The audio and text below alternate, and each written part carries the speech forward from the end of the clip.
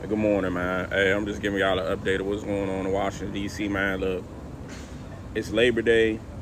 I don't think I really remember like any type of Labor Day parade or anything, but getting to the point, they have the White House blocked off for blocks. Like you can't even get within a 1 block radius of the White House. Once you come past the World War II Memorial, all the streets near the White House are blocked off.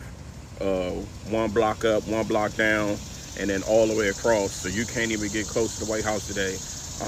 I did a quick look up on ChatGPT, and they didn't really say anything. So I don't know what's the reason for all the extra security near the White House. You already got the National Guard in town right now. So, you know what I'm saying? Matter of fact, they right here.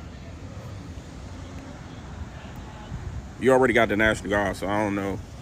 I don't know what the extra police presence is about. Somebody let me know what's going on. Unfortunately, King Kankles has not gone on to be with his pimp. That for a second, President Bruce Hands was so scared for us to see what was in them Epstein files that he was okay with us all thinking that he was no longer here. In any minute now, King Kankles will be making his first live appearance from the White House in about 7 days. There's a lot of speculation about what he has to say, but the most realistic version of speculation is that he will be talking about his plan to rename the Department of Defense to the Department of War. On August 10th, the Department of Defense just celebrated its 76th anniversary. And you might be thinking to yourself, 76 is kind of young. George Bush will have to pay for the crime of not leaving some of y'all behind. Before the Department of Defense was the Department of Defense, it was literally the Department of War. The Department of War was created and named in 1789, and it held that name all the way until 1947. In 1947, the Cold War was beginning, and America was stepping into more of a global leadership role. It decided it needed better branding. Insert name to the Department of Defense because defense sounded more like protection and war sounded more like,